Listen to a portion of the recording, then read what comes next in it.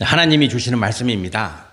생명과 소망의 말씀을 성도 여러분과 제가 교독합니다. 오늘 주신 하나님의 말씀은 열왕기상 18장 41절로 46절 말씀입니다. 제가 41절 말씀을 먼저 봉독하겠습니다. 41절 말씀입니다. 엘리야가 아합에게 이르되 올라가서 먹고 마시소서, 큰 비 소리가 있나이다. 아합이 먹고 마시려 올라가니라. 엘리야가 갈멜산 꼭대기로 올라가서 땅에 꿇어 엎드려 그의 얼굴을 무릎 사이에 넣고 그의 사환에게 이르되 올라가 바다 쪽을 바라보라. 그가 올라가 바라보고 말하되 아무것도 없나이다. 이르되 7번까지 다시 가라. 7번째 이르러서는 그가 말하되 바다에서 사람의 손만한 작은 구름이 일어나나이다. 이르되 올라가 아합에게 말하기를 비에 막히지 아니하도록 마차를 갖추고 내려가소서 하라 하니라. 조금 후에 구름과 바람이 일어나서 하늘이 캄캄해지며 큰 비가 내리는지라. 아합이 마차를 타고 이스라엘로 가니 여호와의 능력이 엘리야에게 임하매 그가 허리를 동이고 이스라엘로 들어가는 곳까지 아합 앞에서 달려갔더라. 아멘. 행복하십니까? 아멘. 예, 행복하셔야 됩니다. 성도는 행복할 수밖에 없습니다. 왜냐하면 하나님이 우리와 동행하시기 때문입니다. 예, 감사와 기쁨과 은혜와 그리고 감격이 늘 충만한 성도님들의 가정과 일생이 되시기를 우리가 함께 기도하고 있으니 하나님께서 은혜 주시고 또 복을 더하여 주실 줄 믿습니다. 이스라엘 땅에 가뭄이 심하게 들었습니다. 오늘 말씀에는 없지만 3년 동안 가뭄이 들었습니다. 가뭄의 기간이 3년입니다. 지금은 수리시설이 되어 있고 어느 정도 안전장치가 있어서 웬만한 가뭄이 들어와도 조절하고 또 공급하고 수급하는데 그렇게 큰 어려움을 겪지 않습니다. 그러나 이때 당시에 3년의 가뭄은 거의 절대적인 절망이요, 크나큰 고난이 아닐 수가 없습니다. 이미지를 보겠습니다. 아프리카에 지금 가뭄이 덮치고 있습니다. 이 이미지는 2022년 자료입니다. 최근의 자료는 아직 올라와 있지 않아서 최근의 자료는 수집할 수가 없어서 가장 최근에 2022년 상황입니다. 저 뿔이라고 아프리카의 뿔이잖아요. 저쪽에 오른쪽에 툭 튀어나온 저 지역을 아프리카의 뿔이라고 말합니다. 에티오피아, 그 다음에 케냐, 소말리아, 이 지역을 아프리카의 뿔처럼 생긴 지역에 사는 그러한 나라와 백성들이라고 그래서 아프리카의 뿔이라고 말을 하는데 저곳에 지금 저때 당시에 4년의 가뭄이 들었습니다. 그러니까 2022년이니까 지금은 어때요? 2023년, 2024년. 예, 그러니까 6년, 7년의 가뭄이 지금 들고 있는 것입니다. 인구가 저 지역에, 그러니까 에티오피아, 케냐, 그리고 소말리아 저 지역 인구를 다 합하면 8,500만에서 1억 정도 되는 인구입니다. 그런데 지금 굶주리고 있는 인구가 8,200만입니다. 절대 다수가 극소수의 사람만 제외하고 절대 다수의 사람들이 지금 굶주림에 허덕이고 있다라는 상황 보고입니다. 그래서 그 오른쪽 이미지에 보면 어린아이가 땅을 파서 흙물을 먹고 있는 저런 모습이 일상이다 그래요. 저런 모습이 일상이 되고 있습니다. 그러니까 우리가 오늘 말씀에 기록된 이 가뭄은 저런 상황과 더 비참하겠죠. 왜 그렇습니까?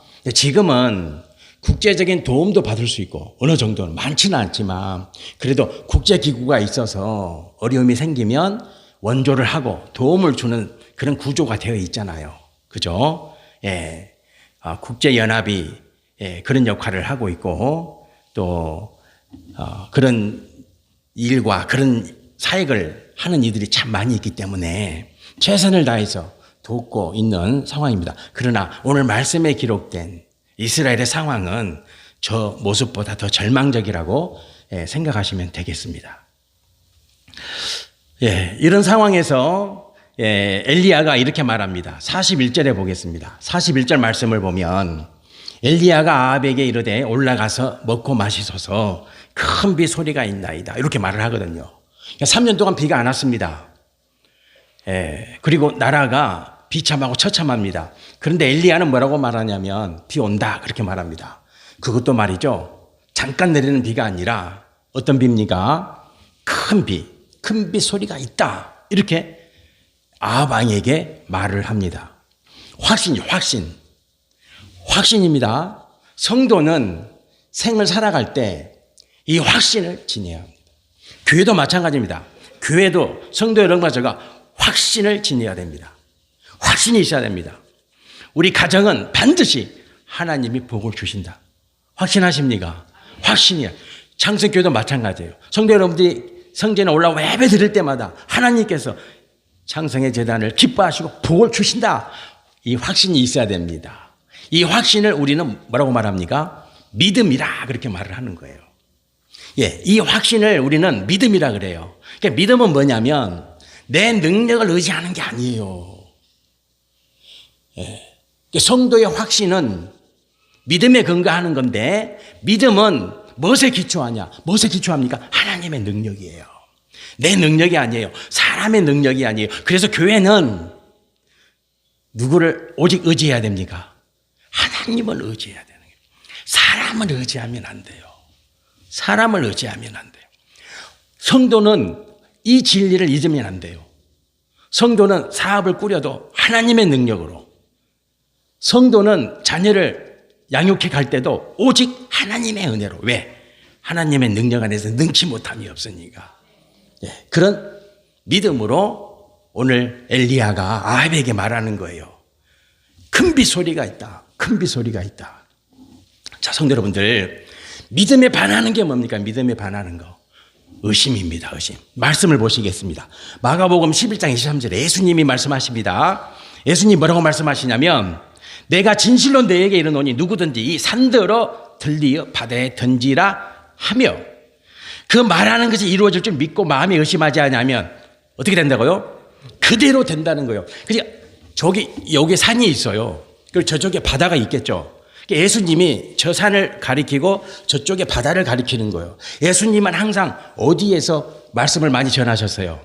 그렇죠. 바다 갈릴리 호수에서. 그러니까 여기 갈릴리 호수가 있단 말이에요. 그리고 저편에는 산이 있어. 그래서 예수님이 무리 앞에서 이렇게 말씀하시는 거야. 얘들아, 저 산을 저 바다에 던질 수 있다.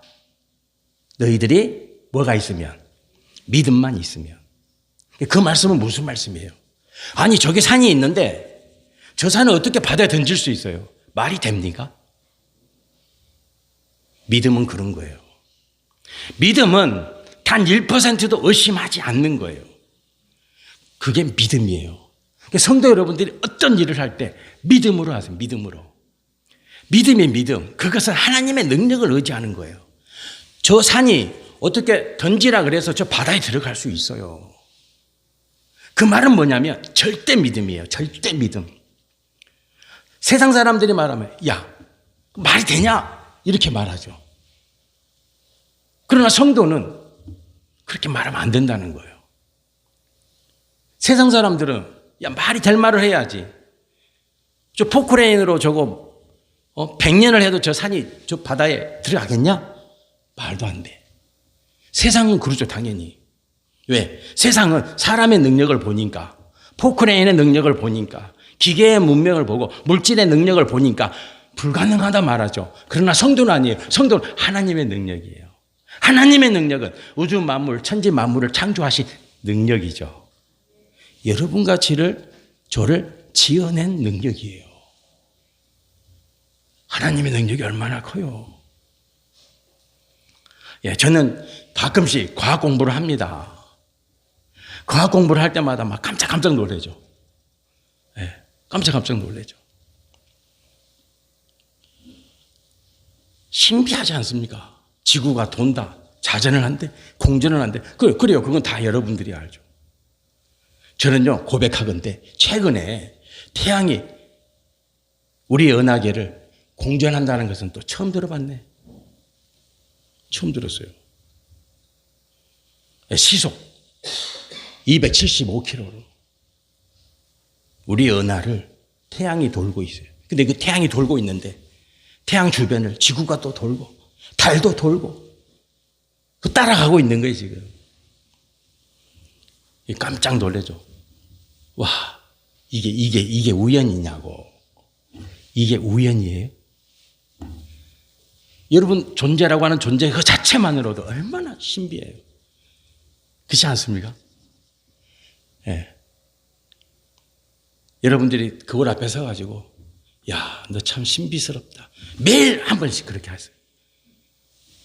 매일 그걸에 서가지고 야, 너 참 신비롭다. 하나님이 만드신 작품. 그렇게 해보세요. 생의 의미가 달라진다. 아이고, 왜 그렇게 너 태어났니? 네 꼬락생이를 보니? 이러면 안 돼. 이건 세상 사람들이 그렇게 말하는 말이고, 성도는 야, 신비스럽다. 야, 도대체 어떻게 이런 멋진 작품을 하나님이 만드셨을까? 저는 매일 그렇게 합니다. 그렇게 보입니까? 매일 그렇게. 제가 요즘 말을 바꿨어요. 집사람한테 당신 반주 너무 잘한다. 어제도 그랬어요. 어제도 제가 행복이라는 찬양을 여기서 10번 이상 불렀습니다. 둘이. 야, 당신 반주 잘한다. 그랬더니 신나가지고 더 하는 거예요. 아이고, 왜 저 모양이냐. 그래 봐요. 하겠어요? 안 해. 니나 잘해라 그랬지. 그런 겁니다. 성도 여러분 자신에게 매일 아침에 거울 앞에 서서 신비하다. 신비스럽다. 이거 남편을 봐도 참 신비스럽네. 이렇게 오묘하다. 이렇게 해보세요. 달라집니다. 성도 여러분들, 믿음은 그런 겁니다. 왜? 하나님의 능력. 하나님의 능력을 의지하는 믿음이라는 것은 의심하지 마세요. 단 1%도 의심이 들어오면 안 돼요. 사단은 항상 우리에게 뭘 심어줍니까? 의심을 심어주는 거예요. 99번, 99번, 그래, 하나님이 나와 함께 하시. 그러다가 한 번 딱, 정말 그럴까? 그러는 거예요. 의심. 자, 말씀을 보시겠습니다. 야고보서 1장 6절 7절에 이 말씀 성도 여러분들이 꼭 기억하시고 이 말씀 평생 잊지 마시고 오직 믿음으로, 자, 오직 믿음으로 구하고 어떻게 하라고요? 조금 더 의심하지. 요만큼 더 의심하지. 눈곱만큼 더 의심하지 말라는 거예요. 그러면서 하시는 말씀이 의심하는 자는 마치 바람에 일러 요동하는 바다 물결 같으니 이런 사람은 무엇이든지 주께 뭐 하라고요? 얻기를 생각하지 말라. 안 주신다는 거예요. 그게 하나님의 능력은 누구에게? 믿음 있는 자에게. 근데 그 믿음은 뭐냐? 의심이 없어야 돼. 믿으십니까? 아멘. 의심이 없어야 돼. 정말 그럴까? 아니에요. 하나님은 반드시 여러분을 복 주세요. 반드시 여러분의 가정과 가문에 복을 주세요. 저는 믿어요. 또 믿고 또 믿어요. 교회도 마찬가지입니다. 교회도 여러분과 저가 장성교회를 볼 때마다 할렐루야, 주님이 기뻐하시는 교회, 하나님이 복을 주신다. 이 믿음으로 올라오세요. 그러면요, 은혜가 충만해지고 성령 하나님의 감동하심이 함께 하시고 찬양을 드릴 때, 기도할 때, 아멘 할 때 감격과 감동이 샘솟게 되는 거예요. 그러면 돼요. 믿음이 생기기 시작하는 거죠. 믿음이. 여러분들이 보고 좋다 그러면 우리 인간 뇌에서 뭐가 쫙 분비됩니까? 도파민이 나오는, 다 아시잖아요. 여러분들 할렐루야, 내가 오늘 주일날 은혜 받으러 가야지. 그러면 여러분들 속에서 뭐가 쫙 생깁니까? 믿음이 쫙 자라는 거예요. 믿음이 쫙 여러분들을 받쳐주는 거예요. 믿음이. 그럼 믿음으로 딱 여러분들을 보듬어서 은혜 받게 하시는 거예요. 그리고 하나님이 반드시 복을 주세요. 아멘 하십니까? 아멘. 저는 믿습니다. 오늘 우리 윤재 왔습니까? 축복합니다. 반갑습니다. 보고 싶었는데, 네, 반갑습니다. 복이 임할 줄 믿습니다. 엘리야가 비가 올 것을 믿음으로 확신합니다. 그래서 아하방에게 큰 빗소리가 있다. 담대하게. 3년 동안 비가 안 왔는데 의심이 조금이라도 있으면 왕한테 이 말 못하죠. 그잖아요. 잘못 말했다가 아닐 수도 있는데. 그러면 어떻게 이런 말을 해요? 저도 성도 여러분들한테 이렇게 말하는 이유는 믿음으로 말씀드리는 거예요. 여러분들이 복을 받습니다. 여러분들의 가정이 복을 받습니다. 제가 소재되도록 복이 옵니다. 왜? 믿음으로 하는 말이지. 예. 단 1% 의심도 없어요. 저는 확신해요. 예. 선포합니다. 그래서 어때요? 기도하는 거죠. 기도하는 겁니다. 왜 하나님은 우리에게 믿음을 주십니까? 가장 중요한 이유는 뭐예요? 기도입니다. 기도하는 거죠. 기도.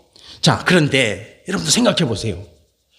지금 이스라엘에 3년 동안 비가 안 와서 백성들이 도탄에 빠지고 백성들이 굶주리고 백성들이 씨름하는데 아하방은 뭐 합니까? 먹고 마시고. 백성들은 이제 도탄에 빠졌는데 아하방은 먹고 마시고. 엘리야가 알잖아요. 저 사람은 기도하는 사람이 아니야. 왕이여, 당신은 먹고 마시세요. 그러는 거예요. 왕이여, 당신은 먹고 마시세요. 기도하자는 말 안 하죠. 성도 여러분들 왜 기도하자는 말 안 해요? 믿음이 없는데 어떻게 기도해요? 그죠? 아니, 아하방에게 믿음이 있어야 왕이시여, 정신 차리고 나와 같이 기도합시다. 이래야 되는 거 아니에요? 백날 말해봐요. 누가 기도합니까? 그래서 믿음이 있어야 기도하는 거예요. 무시로 여기서 기도하고 저기서 어디서나 성도는 어때요? 기도하는 거죠. 기도하는 존재. 그래서 엘리야가 아하방에게 말하는 거예요. 뭐라고 말합니까? 먹고 마시세요. 나는 뭐 한다? 나는 기도한다는 거예요. 성도 여러분, 나는 기도한다는 거예요. 자, 41절 42절 말씀 보시겠습니다. 엘리야가 아합에게 이르되 올라가서 먹고 마시소서. 큰 빗소리가 있나이다. 아합이 먹고 마시려 올라가니라. 이렇게 나와 있죠. 그죠? 예, 당신은 먹고 마셔. 그러나 엘리야는 뭐 합니까? 기도. 나는 기도하겠다. 나는 기도하겠습니다. 예, 성도 여러분들, 믿음이 있어야 기도하는 겁니다. 믿음이 있어야 기도합니다. 믿음이. 그래서 하나님은 우리에게 반드시 믿음을 주십니다. 아시겠죠? 반드시 믿음을 주십니다. 엘리야는 하나님께 기도합니다. 기도하고 또 기도합니다. 성도 여러분과 저가 믿음으로 기도하는 기도의 용사가 되어서 여러분도 복을 받고, 엘리야가 지금 누구 때문에 기도합니까? 이스라엘 나라를 살려야 되잖아요. 백성들을 살려야 되잖아요. 여러분의 기도가 이 나라와 민족과 세계 열방까지 살릴 수 있음을 확신하고 그 믿음으로 기도하시기를 축복합니다. 아멘. 자, 엘리야의 기도가 이렇습니다. 엘리야의 기도를 한번 보겠습니다. 42절 말씀 보시겠습니다. 42절 말씀 제가 봉독해 드릴게요. 엘리야가 갈멜산 꼭대기로 올라가서 땅에 엎드려 그의 얼굴을 무릎 사이에 넣고 이제 기도하죠. 이 기도는 간절한 기도입니다. 뜨거운 기도입니다. 성도의 기도는 이러해야 될 줄 믿습니다. 네, 지극한 기도를 드려야 됩니다. 예수님처럼. 우리 예수님이 어떻게 기도하셨습니까? 누가복음 22장 44절에 예수님의 기도하는 모습이 기록되어 있어요. 예수께서 힘쓰고 애써 더욱 간절히 기도하시니 땀이 땅에 떨어지는 핏방울 같이 되더라. 이렇게 말씀이 기록되어 있어요. 기도는 이렇게 하는 거죠. 간절히 하는 겁니다. 간절히. 기도는 간절히 하는 겁니다. 간절히. 엘리야가 전심으로 기도합니다. 자, 이제 중요한 게 나옵니다. 기도할 때 엘리야가 사환에게 이렇게 말합니다. 야, 가서 보고 와봐. 바다 쪽에 가서 무슨 바다 쪽에 뭔 변화가 있는지 보고 와. 이렇게 말합니다. 그랬더니 사환이 갑니다. 가서 봅니다. 이제 아무것도 안 보이는 거예요. 사환이 와서 아무것도 없습니다. 그러는 거예요. 그랬더니 또 엘리야가 어떻게 합니까? 또 기도합니다. 어떻게 기도합니까? 간절히 기도합니다. 뜨겁게. 이 성도님들 요거 잘 보셔야 돼요. 금방 했다가 한 1분 했다가 가서 보고 와라. 한 1분 했다가 가서 보고 와라. 이러면요 초랭이 방정 맞다 그러는 거예요. 그런 기도가 아니에요. 그런 기도가 아니라 간절히 기도하는 거예요. 네, 땀방울이 핏방울 되도록. 그리고는 사환에게 말하는 거예요. 바다에 가서 보고 와라. 그러면 또 사환이 가는 거예요. 아무 변화도 없는데요. 몇 번을 그렇게 했습니까? 자, 43절 봅시다. 43절에 그의 사환에게 이르되 올라가 바다 쪽을 바라보라. 그가 올라가 바라보고 말하되 아무것도 없나이다. 이르되 7번까지 다시 가라. 이렇게 하는 거예요. 7번까지. 7번까지. 성도 여러분들, 이렇게 기도하는 거예요.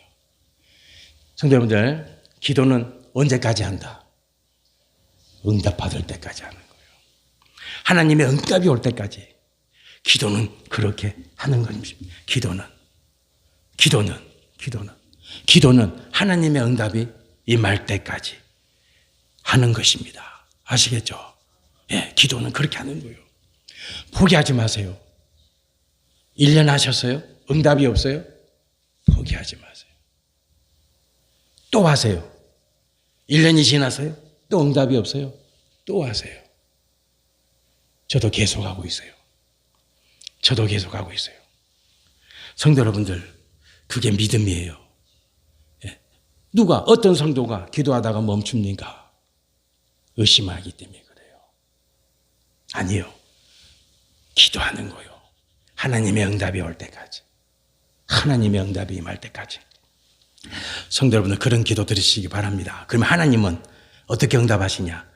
자손 만대에 걸쳐서 누릴 수 있는 복을 주신다.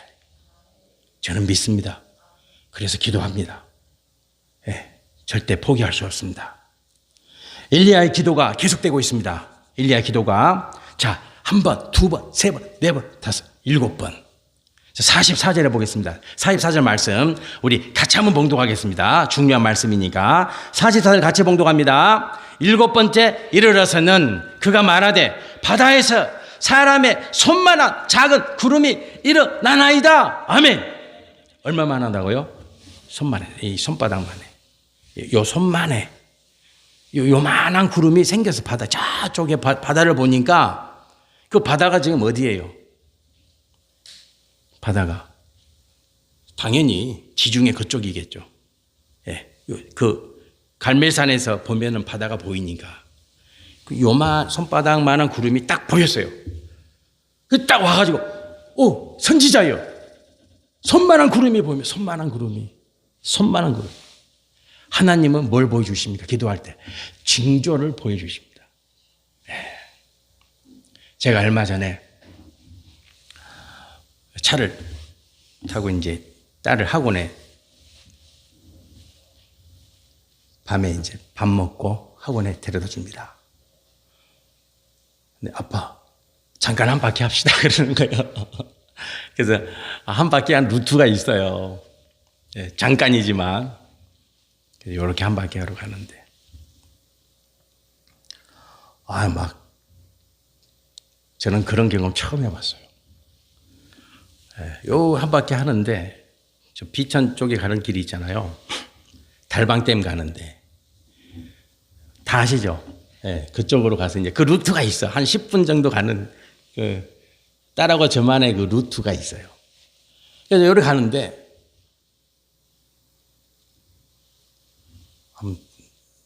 차 유리만한 새가 부엉이야, 부엉이. 저는 그런 큰 부엉이를 처음 봤어요. 우리가 부엉이 보잖아요. 부엉이를. 아무튼 차 유리만해. 요만해. 와, 막. 그 깜짝 놀랐어요. 근데 그게 새가 있을 자리가 아니거든. 부엉이가 있을 자리가 아니거든. 근데 이제 차 속도가 이렇게 삥 둘러서 이렇게 커브길인데 한 바퀴 유턴을 해야 돼요. 유턴을 딱 하는데 숲에서 새가 차 앞으로 탁 오는 거예요. 근데 그 새가 얼마나 크냐면 정말 요만하다니까.